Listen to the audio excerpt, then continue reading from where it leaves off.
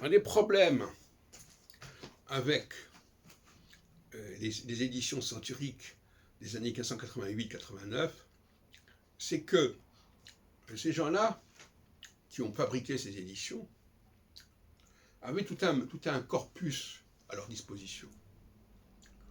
Une bibliothèque, si on veut. Et ils puisaient dans cette bibliothèque. Et par conséquent, le problème, c'est que parfois, il y avait des éléments disparates. Un titre d'un côté, un contenu de l'autre. Et parfois, le titre de l'ouvrage ne correspondait pas à son contenu. Et vouloir à tout prix relier le contenu au titre, c'est un leurre, c'est une chimère. C'est un bricolage qui a été fait en fait. Le cas le plus remarquable, pour moi aujourd'hui, ce sont les éditions parisiennes qui font référence à une édition de 1561. Donc, entre parenthèses, postérieure aux fameuses éditions de 1555 et 1557. Et encore du vivant de Nostradamus. Alors, c'est un faux, bien entendu. Mais la question, c'est qu'est-ce que ça nous enseigne?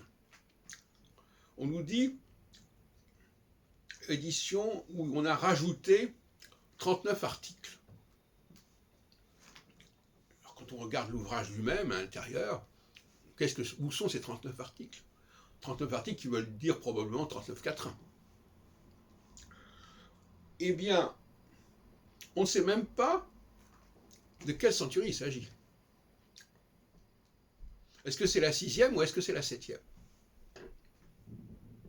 Est-ce que c'est le souvenir, enfin la réminiscence d'une édition où la 6e centurie était encore en formation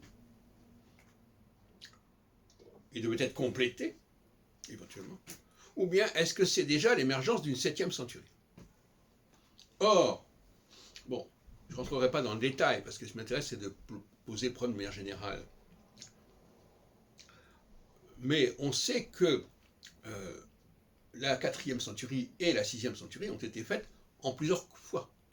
Il faut le savoir, ça. Beaucoup de gens ignorent que la 6e centurie s'est faite en plusieurs fois.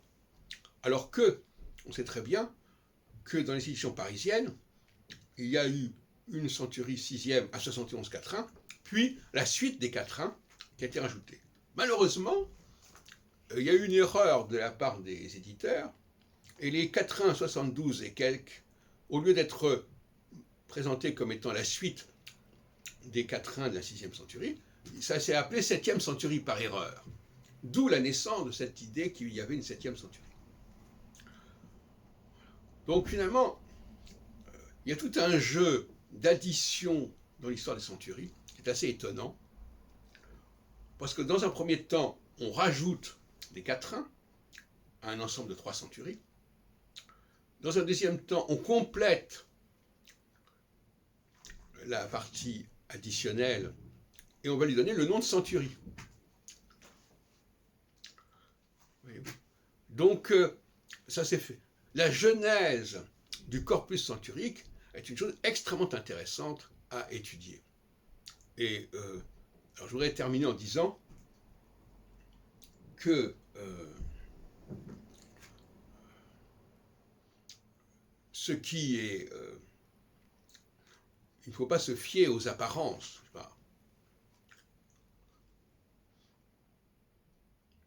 J'entends par là que celui qui se contenterait de noter les éditions successives, les dates successives, ne ferait pas un bon travail.